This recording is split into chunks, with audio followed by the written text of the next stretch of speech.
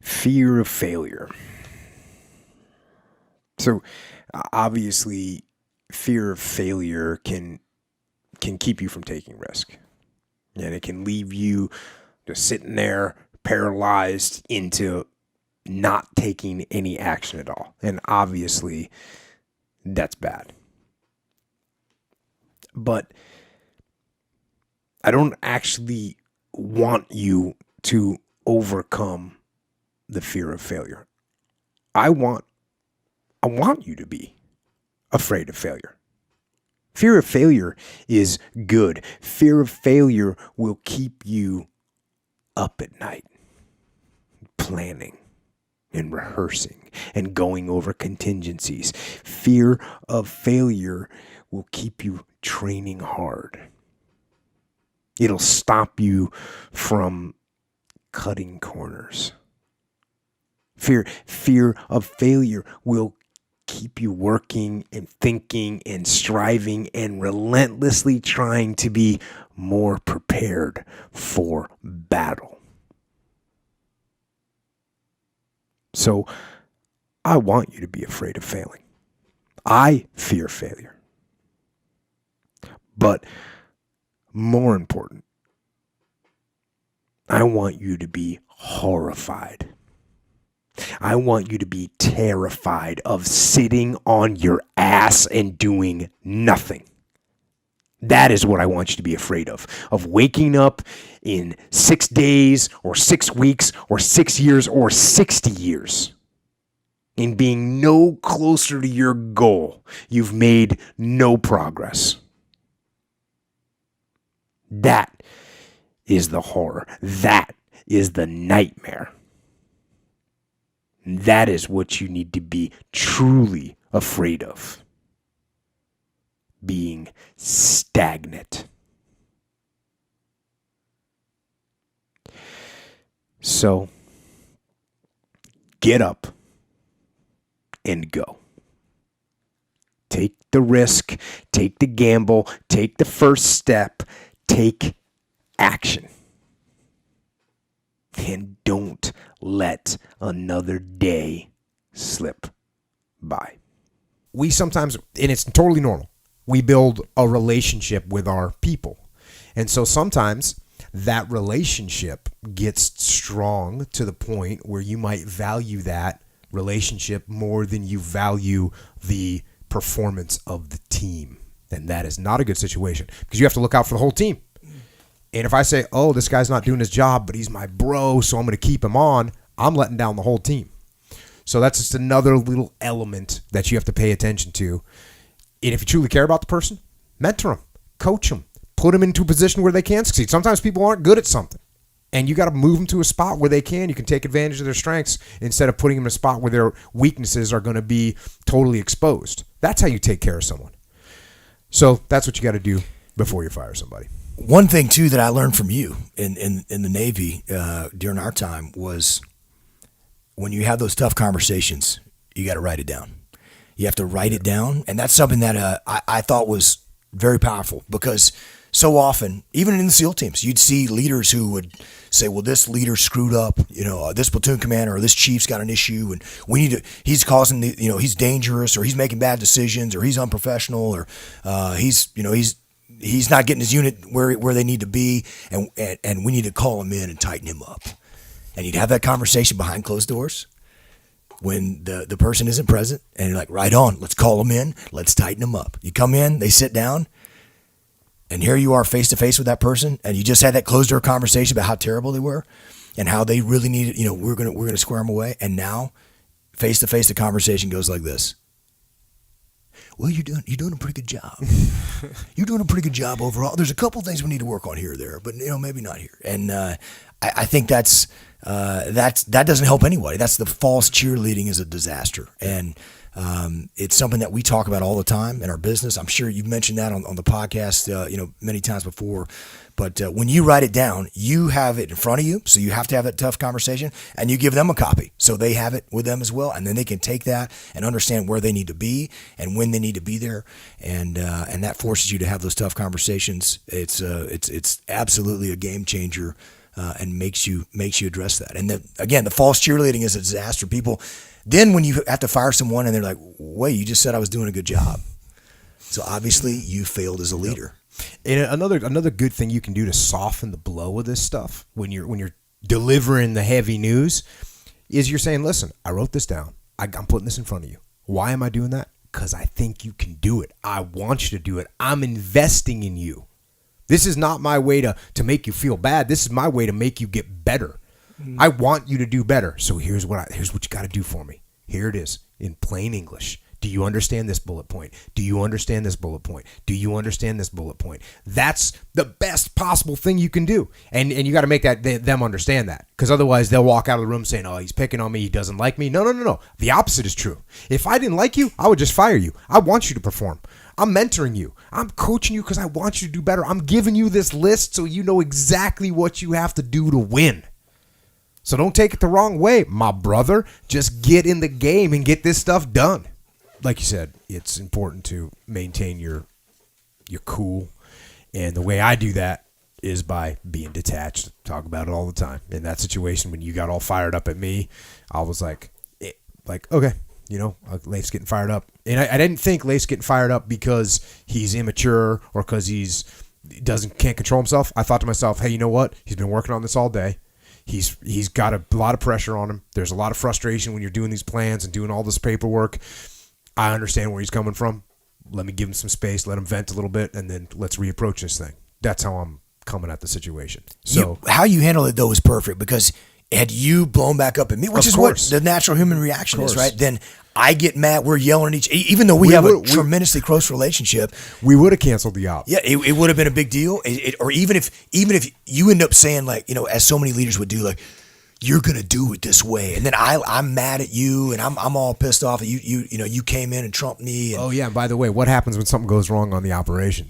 Then I'm like, Jocko told us to do it. He told us to do this. And then you have those frictions. But the best thing that you did in that situation was you actually just smiled and laughed at me, like, just take it easy. Well, I didn't it's not that big of a deal. Just to make that clear, I didn't laugh at him like he was a little kid. I was just like, hey man, and he knows me, and he knows exactly where I was coming from. Like, hey. I know what's going on. It was the perfect way to de-escalate the situation, which made me de-escalate. Exactly. And made me realize, like, yeah, it makes total sense. And then we executed it. It was no problem. Yep. It's very interesting to think about that idea of we all want to have certainty in what's going to happen and how in battle and in life, if you wait until you're 100% certain, you're probably going to be too late. Mm-hmm.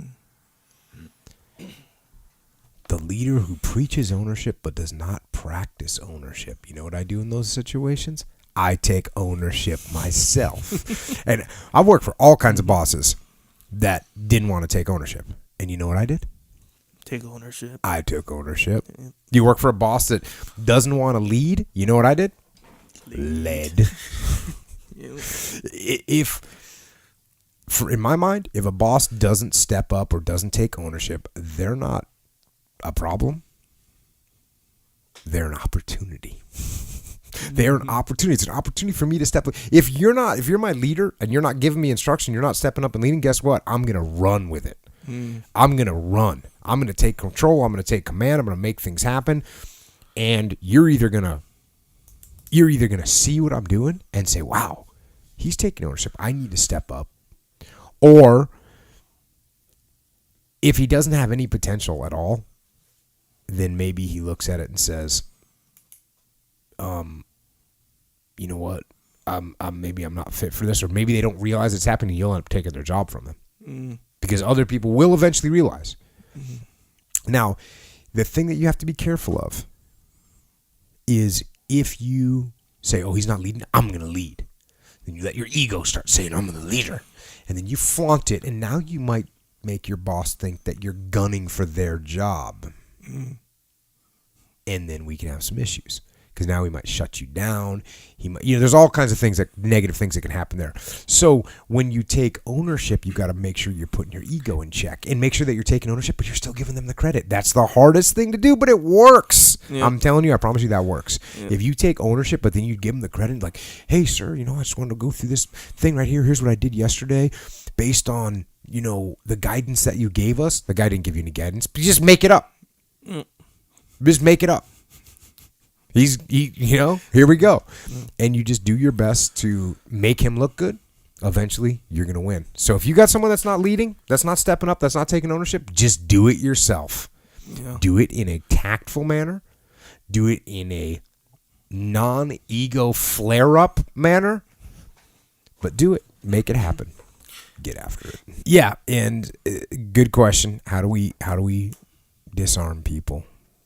And good thing tonight we talked about maneuver warfare, because we already know that we're not going to attack the strong point. We're going to look for the gaps. We're going to look for the weaknesses. We're going to look for the openings. So what does that mean? That means if we're dealing with someone that has a big ego, we're going to sidestep that. We might even throw some compliments out there. I might be saying, Echo, you're so good at doing this right here. I could use some help doing that. And now we're getting around his ego. Now we can start getting into his head. If the person's over aggressive, maybe you just have to be a little bit more accepting of them. Maybe if they're nervous, you got to just reassure them. If they're hostile, just be open-minded to what they're saying. So there's a lot of ways that disarm, and like some tactical things that you could literally, like, it says disarm people with words. So what are words that disarm people? I'll give you a couple. That's a good idea. Oh, okay. Or, yeah, that actually makes good. That's good sense right there. That makes sense, right? Disarmed. Or, oh yeah, I like that. Disarmed, right? All three of those little easy phrases. That's a good idea. That makes sense. I like that. Those are all things that are going to disarm somebody a little bit. And once you disarm them, they're gonna open up. They're gonna open up a little bit. So like, once you get them disarmed by just opening your mind, giving them a little compliment, tell them that you like where they're coming from, and then you start to probe and try to figure out what's going on. And instead of being direct, right, we want to use the indirect method here. So, ask questions. Say, hey, Echo, could you explain to me what we're trying to get done here? That's a lot different than, what are you trying to do here? Right. That's an attack almost. What the hell were you thinking? Hey, could you explain to me this? Because I'm not sure I understood it. I didn't really see everything here. Or, hey, I'm having trouble understanding this. Can you help me? Because I'm not sure. I don't think I get this. So now when I say that to you, you, in order to explain something, you have to actually open up. You have to say, okay, I'll tell you. Well, as soon as you say that, now you're opened up, right? Now you're opened up. And when you open yourself up verbally with an idea to explain an idea, then you open yourself up mentally too, because now we're having a discussion, and that's what I'm trying to make happen. So it's pretty easy. I shouldn't say it's pretty easy. If you think about it, and you just think about those simple phrases that you can use to disarm people of, hey, it's a good idea. Or, I like where you're coming from. Oh yeah, that makes good sense. Or, that is the way you disarm somebody. Very simple. I always actually heard you catch more flies with honey than with vinegar, but it's the same idea, and it's something I agree with. I mean, obviously this comes down to the R word, relationships, and always what I'm trying to do is I'm trying to build the relationship. So I'm gonna put out the honey. I'm gonna put out the honey. The carrot is preferable to the stick. Yeah, that's a good one. Which is another way of saying it. The reward, the good stuff. So yeah, totally. That absolutely works better. Now you can give people too much honey, and now they get type 2 diabetes. They get lazy, they get out of shape, and they don't work anymore, right? So that's the dichotomy that you need to balance as a leader. Not being too hard, but not being too soft, not being too aggressive, but being aggressive enough.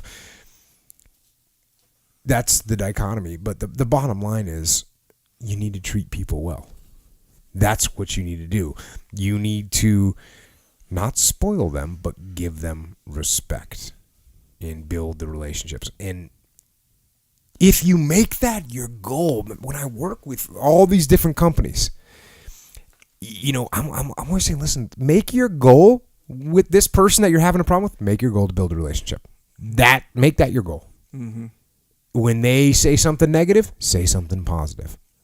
When they want to blame something on you, say, yeah, you're right, it's my fault. Build a relationship with the person. That's going to strengthen the team. It's going to be 1,000 times infinitely better than having an antagonistic relationship with somebody.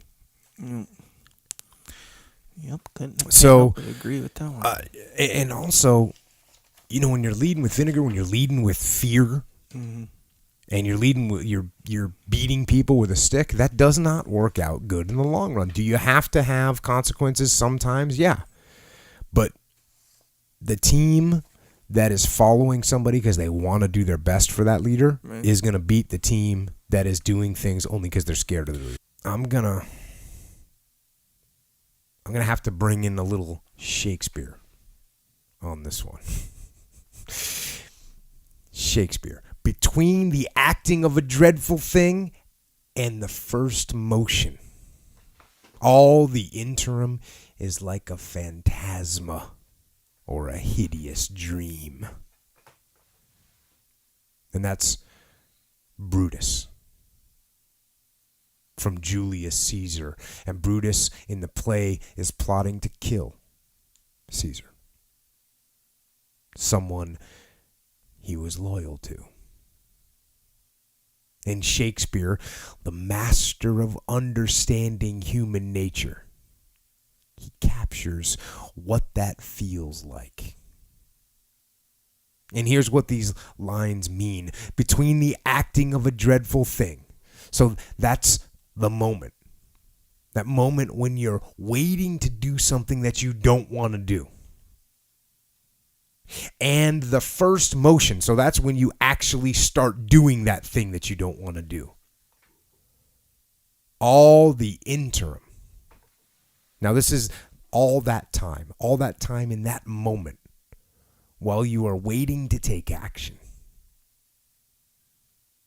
is like a phantasma or a hideous dream. So that moment when you're waiting to do something, it's like an apparition, a hideous dream, a nightmare.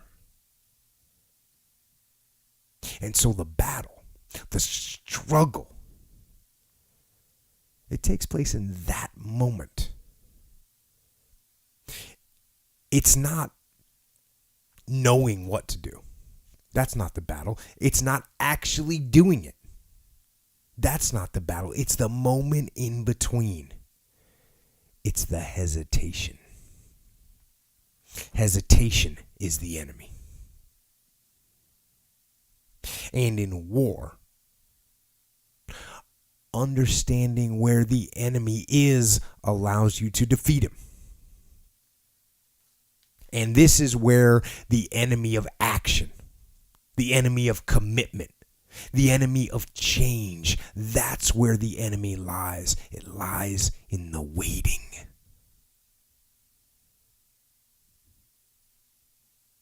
And all you have to do to win is overcome that moment, the waiting, the hesitation.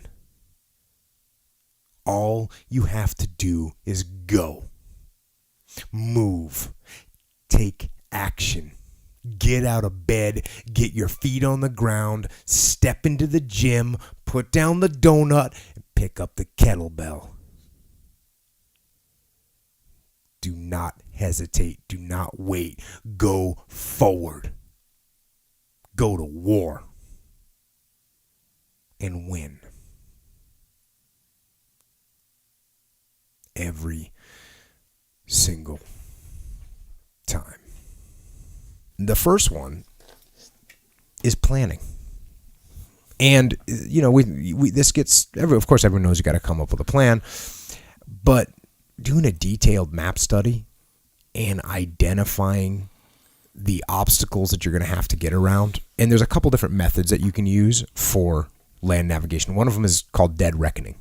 And dead reckoning means you get a compass bearing from point A to point B is, you're going to be traveling on 270 degrees. So you put your compass on 270 degrees and you march. You go in a straight line. Don't let anything take you off that line. Head down and go. And that's called dead reckoning. And that's obviously can be very problematic, because if in between you and where you're going is a giant mountain or a bunch of rivers or whatever, you're gonna have to go through all those things, and you're gonna get worn out, you're gonna get tired. It might be not tactically advisable to go through those areas. And so the better form is called terrain nav or terrain association. And when you're doing that, you actually look at the map and you study what the ground is going to do. And so if there's a big mountain, you can skirt around the bottom of the mountain, and then you get to the other side of the mountain, and there's a ravine that's you can follow that ravine around till you get to a certain point on the ravine where it cuts far to the north, and you can head in the other direction towards your target. So it's a method of really knowing the terrain that you're going to be on, and it's infinitely more effective than dead reckoning. So if you think about this from a perspective of you have a mission that you're trying to get done, well, how are you going to get there? How are you going to get this mission done? Are you going to just put your head down and absorb any impact that you take and apply more pressure? Or are you going to be smart? Are you going to study the terrain and take a look and figure out the best way around those obstacles? Those dead reckoning and terrain association, the terrain association, you don't let's say go around the mountain and then try to get back on the dead reckoning course. You're just using the terrain. You're going to use the terrain the whole way. You'll know when you do your map study, you'll know that you're going to go skirt around this mountain. You're going to go down a ravine. Then you're going to cut over by this open field. You're going to hold along the wood lines. When you get to the end of the wood line, there's going to be a fence. You're going to step over that fence. Once you get to the fence, you're going to follow the fence for, until you hit another big terrain feature like another hill. And then you're going to follow the base of that hill until you get to a stream. So you're going to know exactly where you're going the whole time. Right. And you can imagine how much more effective this is. I mean, you don't have to look at your compass. You are taking advantage. You're going to patrol in areas where you have a tactical advantage too. So it's just a much, much better way to do things. So a lot of times I think people, they hear the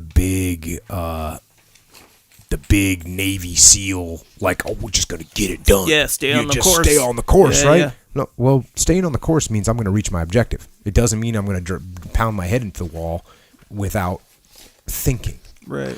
So that's what terrain features do for you. And there's also some terrain features that are interesting. You can use reference points that keep you from going too far. Yeah. So you can know, hey, if we hit this main highway, we went too far. We know we missed our target. We missed our turn. If we hit this river, we know we went too far. If we hit this ridge line, we know we went too far. So you're going to set those up for you. And they're going to confirm where you are. And also you're going to use those as reference points. So you're going to tell your whole team. So your whole team is going to know, hey, we made it this far. Oh, there's the big river that we're turning left at. Okay, we turned left. That's awesome. Next thing we're going to hit is a wood line. Oh, here's the wood line. So everybody knows. Mm-hmm. And so imagine if you're, again, think about this outside the parameters of land navigation and patrolling. Think of it in a regular business or any situation where you're trying to get a team to do something.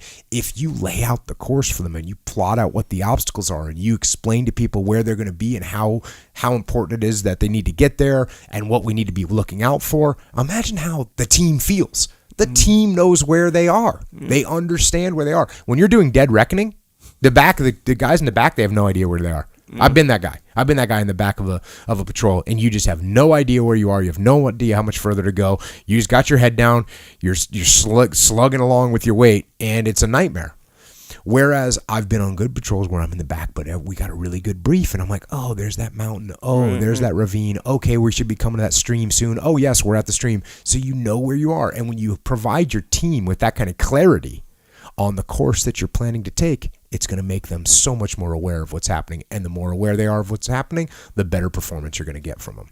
So, okay, this is just off the mark here, right? I mean, I hope people realize that this is it's okay. I mean, I understand the reason I put this in there just because this is what we talked about earlier, where you think, man, I'm holding the line, and I'm holding the line, and this is my expectations of a leader, and you don't fit it. So number one, I'm gonna tell you. Number two, if you try and shake my hand, you're not getting it. Right. So that's what we call an adversarial relationship, and is not what we want. Let me ask you this. How is this going to help your cause to have an adversarial relationship with your boss? How does it help your cause? Is he going to listen to you more or less? Is he going to support you more or less? Will he give you what you want more or less? Which one? You won't shake his hand and you think he's going to support you in any way? No. And furthermore, if you have an adversarial relationship with your boss, is he more likely to promote you into a position where you can have more control over decisions for the team and for your own future? What do you think the answer to that is? Negative. All those answers are obvious. This whole concept is wrong. Our job is to build a relationship with our boss. And honestly, with everyone else, for that matter. That's what we're trying to do. Straight up disrespecting the boss, or, again, anyone, is not going to help our cause. It's going to hurt it. Now, this doesn't mean that we're kissing ass. This doesn't mean that we're folding. It doesn't mean that we're weak. This is the challenge for me to convince people that want to be strong leaders that this doesn't mean that you are weak. It actually takes more strength to control your emotions. It takes more strength to remain professional. It takes more strength to focus on the long-term win and not the short-term frustration. It takes more strength to keep your ego in check. And I would say that this whole question is an indicator to me. I might need to check my own ego. Okay? Am I critical of my boss? Am I critical of my boss because I'm a little bit jealous? Is that possible? Am I critical of my boss because I think I deserve the job more than they do? Do I think that my boss got lucky, or he's a brown noser, or he's favored some way, that's why he got it, and I'm going to be bitter about it, and therefore I'm not going to respect him? All those right there, ego talking, right? Full on ego talking. So you got to put the ego in check. You got to support the boss, and you got to support the team. Then that's the best way to support the boss and support the team. And the obvious caveat to this is, if the boss is doing something that's illegal or immoral or unethical, then fine. Yeah, of course, absolutely. You can call him out. You can deny his handshake. You can report him up the chain of command or to the authorities. Because if you're part of what he's doing and you know it, then you're complicit in the activities. So you're at risk anyways. And it's the right thing to do. So obviously in those cases, yeah, you can hold your ground. But barring those extreme circumstances, what you want to do with your boss is build the relationship. And again, it's not just your boss. It's your peers. It's your chain of command up and down. You want to build those relationships instead of breaking them. So actually, most people get hired into leadership positions they haven't been in before. The SEAL teams is all about that. You get promoted, you do that leadership job, and just as you're getting the hang of it, you get promoted again. So there's nothing abnormal about feeling that you aren't quite ready for a leadership position. And the reason that some people fail when they get to these positions that they're not ready for is because they're nervous that they're going to show that. And so they try to hide it. They're afraid to ask questions. They're afraid to say they don't know. So they end up looking scared and stupid. Which equates to looking incompetent. And I mean, even just with the beloved captain, they actually kicked off. There's a reason this guy included those statements in there, that he asked questions and asked for guidance and admitted his mistakes. There's a reason that he was beloved. That is one of the reasons. And so that's what you got to do, is be okay with it. Don't try and hide it. Now, to bow out and quit, I have not done that, but there's no reason to, because if I don't know how to do something, I have no problem asking for help up and down the chain of command. Up and down the chain of command. Nothing wrong with that. And I've said this before, that what you're feeling, person that asked this question, what you're feeling that you aren't good enough and that you don't want to blow it, those are actually signs of humility. And it's okay. Those are good. I've felt those feelings my whole career, and I still feel them now. And when I was in the SEAL teams, I would over-prepare for things, and it wasn't because I thought I was going to dominate. It was because I thought I was going to fall short. And even I was telling you, I prepared for the podcast all yesterday. I thought I was good, literally had printed out my notes, woke up this morning, worked out, and I was like, no, I'm not ready. I over-prepare for this. Why? Because in my mind, I'm feeling that I'm going to blow it. Yeah, bro. And I don't like that. Bro, there's a thing. It's like a for real thing. It's called imposter syndrome. You ever heard of that? No. Bro, it's this, and I think, you know what I think? I think everyone has it in whether a teeny tiny bit or a lot. It's where it's basically you feel this. You feel like on the inside, like I'm really not this good. You can be like champion of the world. On the inside, you're like, it's just a matter of time before they find me out. You know, I don't know. I don't deserve to be here or whatever. That I wish more people would have that, because there's a lot of people that I know that have been in leadership positions that feel that they have the divine right to be there. A lot of times if they'll have it, they'll behave in that way. Oh, they absolutely do. That's Dang. why they fail. That's crazy. So, rehash, as always, bottom line, be humble. Study and learn what you can, ask questions, and if you don't know something, admit it. Now, I had to make this note, and I'm cautious to even say this, but I do have to say it. Asking questions doesn't just mean putting your ignorance on clear display all the time, okay? When you ask questions, make sure you are asking thoughtful, meaningful questions. In fact, if you can find out the answer on your own, do that. If it's something that you can refer back to and you can look up and you can go back and you can check out the org chart, you can see where that department is, or you can find out who's running that project without having to ask that question, do that. Because contrary to popular belief, there actually is, in fact, such a thing as a stupid question. And you can get away with it sometimes, so you don't need to be hyper paranoid about it. But you also, part of leadership is confidence, and up and down. So you got to have some confidence, and your people have to have some confidence in you.